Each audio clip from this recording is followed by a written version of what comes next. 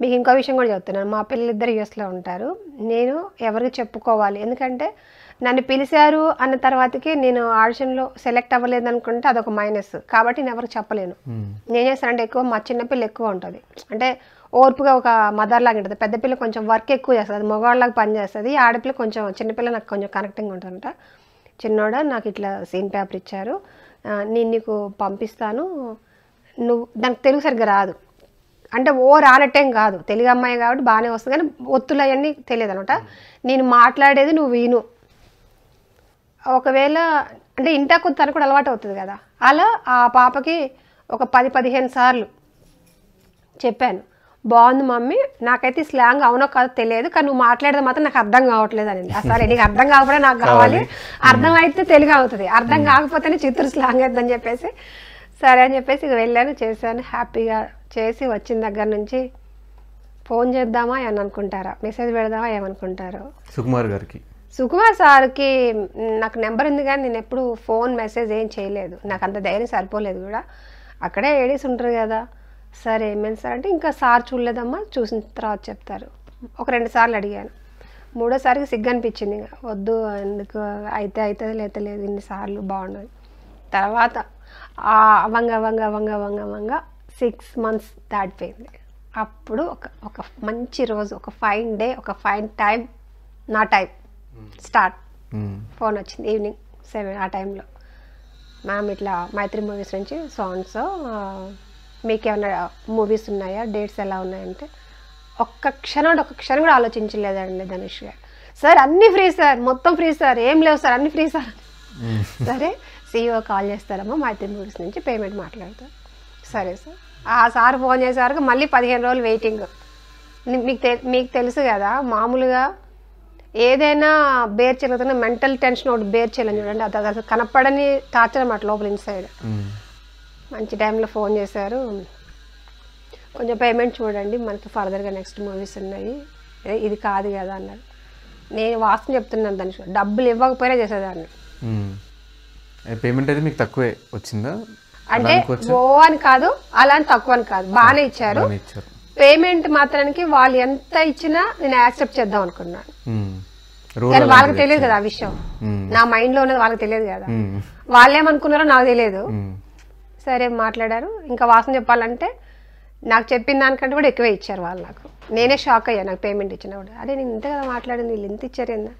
ఒకవేళ పొరపాటున డేస్ ఏమైనా ఎక్కువ వేసుకున్నాను కదా, కానీ నెక్స్ట్ టైం కూడా వాళ్ళు అదే పేమెంట్ ఎక్కువ ఇచ్చారు. ఓకే వీళ్ళు ఇంత అనుకున్నారనమాట, హ్యాపీ, చాలా హ్యాపీ. సో ఇప్పుడు మీ మైండ్లో వాయిస్ తెలిసిపోయింది కాబట్టి నెక్స్ట్ టైం నుంచి ఎవరైనా పెద్ద సినిమాకి ఆఫర్ వచ్చేవాళ్ళు ఇప్పుడు పేమెంట్ లేకపోయినా చేస్తారులే అనుకుంటారు. ఎక్కువ పేమెంట్కి అయితే నేను ఇదవనండి, కానీ మరీ తక్కువ చెప్పినా కూడా నేను చెయ్యను, ఎందుకంటే నేను కూడా బతకాలి కదా, మరీ అయ్యా అట్లా అడుకోలేం కదా. చెప్పారా అంటే మీకు స్టార్టింగే బన్నీ గారితో సినిమా, ఇది పుష్ప సినిమాకి తీసుకుంటున్నామని చెప్పారా? చెప్పారు. అంటే మీకు కన్ఫర్మ్ అయిపోయిన తర్వాత మీ హ్యాపీనెస్ని ఎవరితో షేర్ చేసుకున్నారు, ఎలా అనిపించింది? ఇంకెవరైనా మా పిల్లలేనండి, ఏదైనా పిల్లలతోనేనండి. మళ్ళీ మా పెద్దక్కతో మాట్లాడాను, మా రెండో అక్కతో మాట్లాడాను, ఇట్లా అని చెప్పి. వాళ్ళు కూడా ఇంకా అసలు ఫస్ట్ డే షూటింగ్కి వెళ్ళేటప్పుడు అయితే అమ్మా నాన్న ఉంటే చెప్పుకునేవాళ్ళు, ఆప్షన్ లేదు. ఇంకా మా అత్తయ్యకి అంతగా తెలియదు ఫస్ట్ సినిమాలో అంత గురించి. మా మావయ్య లేరు, మా మావయ్య కొంచెం సాంగ్స్ పాడతారు, పాత సాంగ్స్, ఎన్టీఆర్ ఫ్యాన్స్ అట్లా అనమాట, ఆయన లేరు. మా హస్బెండ్ కూడా అంతగా తెలియదు, అవునా సూపర్ అంత తెలియదు. ఇంకెమ్మటే మా పెద్దక్కకి చెప్పాను, అక్క ఇట్లా రెండో అక్కకి చెప్పాను. ఫస్ట్ డే షూటింగ్కి వెళ్ళేటప్పుడు టెన్షన్, లొకేషన్కి వెళ్ళేటప్పుడు అంద వేలో ఒకటే టెన్షన్ అనమాట. ఇంకా నేను మా రెండో అక్కకి ఎర్లీగా ఎవరికి ఫోన్ చేయను, ఎర్లీగా ఎవరు ఫోన్ చేసినా భయపడతారు, ఎందుకు ఈ టైంలో ఫోన్ చేస్తున్నారు, ఒక టెన్షన్ వచ్చేస్తుంది, నిద్ర లేవని, మీకు ఇంటికాడ నుంచి ఫోన్ వచ్చిందంటే ఏంది ఎప్పుడు చేయను ఎందుకు చేశారని మాకెమ్మటే టెన్షన్ పడి ఏమైందని చెప్పి అడిగింది. మా పెద్ద అక్కకి ఫోన్ చేస్తే దాన్ని లిఫ్ట్ చేయలేదు. రెండో అక్కకి ఫోన్ చేస్తే ఏంటంటే ఇట్లా నేను షూటింగ్కి వెళ్తున్నా, నాకు వస్తే భయంగా ఉండిందంటే, ఎందుకు భయం, ఏం భయం లేదు, వెళ్ళు జాగ్రత్తగా చేయని చెప్పాను. తర్వాత నేను బాసరా టెంపుల్లో అయ్యగారు నాకు బాగా తెలుసు అనమాట, దీక్షితులు గారు, మదన్ దీక్షిత్ అనమాట. ఎమ్మటే ఆయనకు ఫోన్ చేస్తే నాకు బాగా తెలుసు అనమాట. గురువుగారు ఇట్లా నాకు నేను షూటింగ్కి వెళ్తున్నానండి, కొంచెం నా పేరు మీద వాళ్ళ పూజ చేయండి అని చెప్పి ఆయన వెళ్ళి ఆ రోజు పూజ చేసి అమ్మవారిని సరస్వతీదేవి బాసర తెలుసు కదా, అమ్మవారిని వీడియో చూపించి ఏం కాదు అంత మంచి జరుగుతుంది, అదొక ధైర్యం బాబా. అంతే. అంటే మీకు మోస్ట్ ఆఫ్ ద సీన్స్ అన్నీ కూడా బన్నీ గారితో కాంబినేషన్ సీన్స్. సో ఆ వర్కింగ్ ఎక్స్పీరియన్స్ ఎలా అనిపించింది? అసలు చాలా నేర్చుకున్నాను సార్, చాలా నేర్చుకున్నాను అల్లు అర్జున్ దగ్గర నుంచి. ఒక్కొక్కరి దగ్గర నుంచి నేను మోస్ట్లీ మాట్లాడే విషయాలు కానీ చేసే విషయాలు కానీ నాకు మంచి మాత్రం నాకు ఎంత అవసరం అంత తీసుకుంటాను, మిగిలింది వదిలేస్తాను. కానీ నాకు అక్కడ ఆ లొకేషన్లో ప్రతి ఒక్కరి దగ్గర నుంచి నేర్చుకున్నాను, ప్రతి ఒక్కరి దగ్గర నుంచి. ఈవెన్ చాలా ఈజీగా చేస్తున్నారు బన్నీ సార్, యాక్టింగ్ అన్నది చాలా న్యాచురల్గా చాలా ఈజీగా చేస్తున్నారు. ఆ డైలాగ్ డెలివరీ కానీ బాడీ లాంగ్వేజ్ కానీ, అందుకే ఆయన ఐకాన్ స్టార్ అయ్యారు. సుకుమార్ సార్ పెట్టారంటే ఊరికే పెట్టారు కదా, అసలు జీవించేస్తున్నాడు, యాక్టింగ్ కూడా కాదు అక్కడ యాక్ట్ చేస్తున్నట్టుగా ఏమి అనిపించదు. సార్ని చూసిన తర్వాతే నేను కూడా అలా తయారయ్యాను. అక్కడ యాక్ట్ చేసే పని లేదు, ఒక్కటే ఒక భయపడేది ఏంటంటే ఒక స్లాంగ్ ఒకటే భయపడేదాన్ని ఏమైనా అయితే. సుకుమార్ సార్ ఒక భరోసా ఇచ్చారు నాకు, స్లాంగ్ ఎలా ఉన్నా పర్లేదు, నువ్వు ఫస్ట్ డైలాగ్ కంప్లీట్ చేస్తే నాకు ఎమోషనల్ ఇంపార్టెంట్, డబ్బింగ్లో నేను చూసుకుంటాను. అలా క్యారీ చేశాను. హాస్పిటల్ సీన్స్ అయితే ఉత్త ప్లెయిన్గా చెప్పేశాను. నాకు ఆయనకి సార్కి చాలా ఎమోషనల్ అవసరం ఉండింది. డైరెక్షన్ డిపార్ట్మెంట్లో కూడా ఇట్లా వచ్చి నాకు స్లాంగ్ చెప్పబోతే సార్ చెప్పారు, తను అస్సలు డిస్టర్బ్ చేయొద్దు, నాకు ఎక్స్ప్రెషన్స్ మాత్రం ఇంపార్టెంట్, డబ్బింగ్లో చూసుకుందాము. దాన్ని అసలు తనకు డైలాగ్ కాదు ఒక పొల్లు కూడా చెప్పొద్దు, తను ఎలా చెప్పాలనుకుంటుందో అలాగే చెప్పనివ్వు, నాకు కంటెంట్ ఇంపార్టెంట్, అక్కడ ఉన్న యాజ్ ఇట్ ఈస్ డైలాగ్ కూడా నాకు అవసరం లేదు, సార్ ఇలాగే చెప్పారు. అలాగే చెప్పేసి బన్నీ గారితో మీరు చేస్తున్నప్పుడు కానీ ఆఫ్ కెమెరా డిస్కషన్స్ చేసుకునే వల్ల దీని గురించి అయినా మాట్లాడటం కానీ మీ గురించి అయినా మాట్లాడారా? మాట్లాడతారు మామూలుగా, ఎక్కడ ఏంటి అని అడిగారు, అడిగితే చెప్పాను. మీకు ఎంత ఏజ్ అని అడిగారు ఫస్ట్, నన్ను అడిగే క్వశ్చన్ ఇదే అడిగారు, మీకు ఎంత ఏజ్ అని అడిగారు. ఇట్లా అది కూడా ఎక్కడైనా మా అబ్బాయి కారు కొన్నారు కదా, కారు కొన్నప్పుడు కార్లో ఎక్కించుకొని వెళ్తాడు కదా నన్ను, ఆ వెళ్ళే మూమెంట్లోనే ఆ వెహికల్ని అడిగాడు, అమ్మ మీకు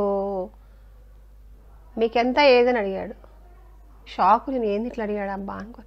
సార్ అన్న మీకు ఎంత ఏజ్ అని అడుగుతున్నానమ్మా, టెన్షన్ పడవాకంటే. సార్ నాకు 42 అన్నారు. సార్ నాకు 42 years. 42నా? ఎంతమంది పిల్లలు అన్నారు. సరే 2 అమ్మాయిలు సార్. వాళ్ళేం చదువుకుంటున్నారు? Sir 2 job. ఎక్స్ప్రెషన్ ప్రతి ఒక్క డైలాగ్కి చేంజ్ అనమాట. జాబ్ చేస్తున్నారా? పెళ్ళి ఎప్పుడైందమ్మా నీకు? 14 years అట్లా. ఎన్ని సంవత్సరాలు? వాళ్ళకి ఎన్ని సంవత్సరాలు? ఇట్లా సాంగ్స్ ఇంతలోనే సుకుమార్ సార్ వచ్చారు. అప్పుడు అయిపోయింది, ఆ షార్ట్ అయిపోయింది. అదే షార్టు సుకుమార్ సార్ మన బన్నీ సార్ చూసినా ఇదే గుర్తుకు రావాలన్నమాట. ఇదే మళ్ళీ రిపీట్ అడిగాడు, అమ్మ షూర్ అమ్మ నాకు నీకు ఎంత డిఫరెన్స్ తెలుసా? 2 సంవత్సరాల తేడా. 2 సంవత్సరాల తేడా. ఓకే, బన్నీ గారికి 40. అంటే అవునా సార్, ఏం మాట్లాడతాము, పెద్ద అతను అంటే వయసులో పెద్దోడు కాకపోయినా ఆయన అనుభవంలో పెద్దోడు నాకంటే ఇండస్ట్రీలో, ఏం మాట్లాడతాము సార్. ఓకే ఓకే ఓకే అని చెప్పేసి అదే ఆయన తలుచుకొని నవ్వుతున్నాడు, నాకు ఇలా చూస్తాడు నవ్వుతాడు. ఆయన మరి ఎందుకు అలా అనిపించిందో తెలియదు. తర్వాత సుకుమార్, డార్లింగ్ నీకు విషయం తెలుసా, మా అమ్మకి నాకు 2 సంవత్సరాలే చెబుతాడు. అవునయ్యా అవును, అయితే ఏం చేయమంటావు, నా వయసు చెప్పమంటావా అంటాడు సుకుమార్ సార్ వచ్చి. సుకుమార్ సార్ వయసు చెప్పేస్తాడు. ఆ లొకేషన్ అంతా సందడి అంతా ఎక్కువ మా డిస్కషన్ మా ఏజ్ ఇది. తర్వాత ఇంకా ఆ షార్ట్లోకి వచ్చేటప్పటికల్లా సీన్స్ బిందెత్తుకొని ఇట్లా నన్ను ఏంద్రా ఏంద్రా ఓ అని సౌండ్ చేస్తా ఉండా, ఈ రోడ్డు అన్న నీ అమ్మగా జాగ్రత్త అనుకుంటున్నావా, దించి రాదా దించి, నా కొడుకు ఏనా బట్టరా నువ్వు అంటే, నీనా బట్టనే అంటే, ఓరు పుష్ప నువ్వారా, ఏందిరా ఆ దెబ్బలు ఏంది గింత దెబ్బలు తగ్గుతాయి, ఒంటి మీద జరిగిన గిన్నె చిన్న దెబ్బలు కనిపిస్తుండే కానీ ఇంత పెద్ద కారు కనిపించడం లేదే ఏందే ఊరు ఊరు ఊరు అని చెప్పేసి అక్కడ అలా ఎత్తుకునే సీన్ అసలు అక్కడ చాలా పెద్ద డైలాగ్ అక్కడ మామూలుగా ప్రతి షార్ట్కి కట్ అవుతూనే ఉంటుంది, ట్రిమ్ చేస్తూనే ఉంటారు డైలాగ్ని. ఇప్పుడు చెప్పింది నెక్స్ట్ దానికి ఇంకోటి చెప్తారు, ఇంకో దానికి ఇంకోటి చెప్తారు. వాళ్ళకి ఎంత కావాలో అంతే ఫైనల్గా వస్తుంది, ఎంత వచ్చింది ఎంత వస్తుంది ఆఖరికి. అలా తర్వాత అక్కడ ఎక్కువ అయినాయి నాకు టేక్లు మామూలుగా అయ్యేసరికి ఫస్ట్ రిలాక్స్ అవ్వు నువ్వు. అది రిలాక్స్ అంటే ఎండండి, బాగా ఎండ, కింద చెప్పులు లేవు, అడవి, అది విలేజ్, బాగా విలేజ్, అసలు బగబగ మంట అనమాట కార్లు. అది మళ్ళీ కొత్త వెహికల్, ఒకసారి ఏమో స్టక్ అయిపోద్ది డోరు, దానివల్ల 1 more కెమెరా టెక్నికల్ డిపార్ట్మెంట్ వల్ల లేదా ఏదేదో అట్లా అట్లా అట్లా ఫైనల్గా ఆ టేక్ అయ్యేటప్పుడు ఎక్కువ డిస్కషన్ ఉంటుంది మాకు.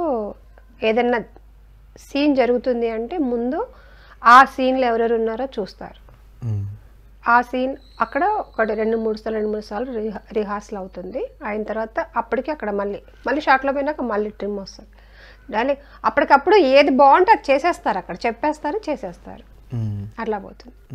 సో మీకు ఫుల్ లెంత్ రోల్ పట్టడం ఒకటి, అల్లు అర్జున్ గారికి మదర్ రోల్ పట్టడం ఒకటి, ప్లస్ పాన్ ఇండియా ఫిలిం ఎలా అనిపిస్తుంది? డబల్ ధమాకా, త్రిబుల్ ధమాకా బాగుంది సార్. ఇంకా చెప్పడానికి ఏముంది, చాలా సంతోషంగా ఉండింది ఫస్ట్ కడుపులో.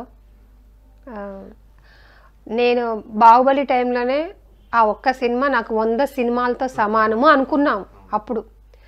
చాలామంది ఆర్టిస్టులు చాలా సినిమాలు చేశారు, చాలా మంచి రోల్ చేశారు, చాలా పెద్ద పేరు ఉండింది.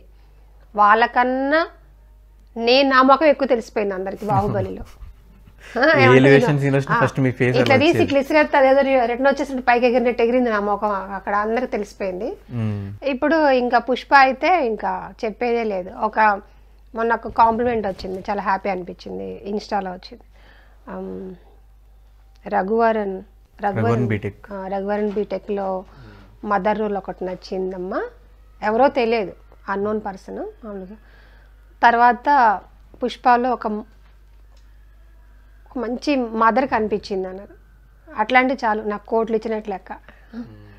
బాహుబలి టైం ఎలా అనిపించింది అంటే నాకు తెలిసి వాళ్ళందరితో పాటు మీకు కూడా ఒక మంచి నేమ్ వచ్చింది, రికగ్నైజ్డ్. ఆ ఫేస్ చూడంగానే గుర్తుపట్టేలాగే ప్రతి ఎలివేషన్ సీన్ ఫస్ట్ మీ ఫేస్ అట్లా వచ్చేది. సో అది ఎలా అనిపించింది ఎక్స్పీరియన్స్? బాహుబలి కూడా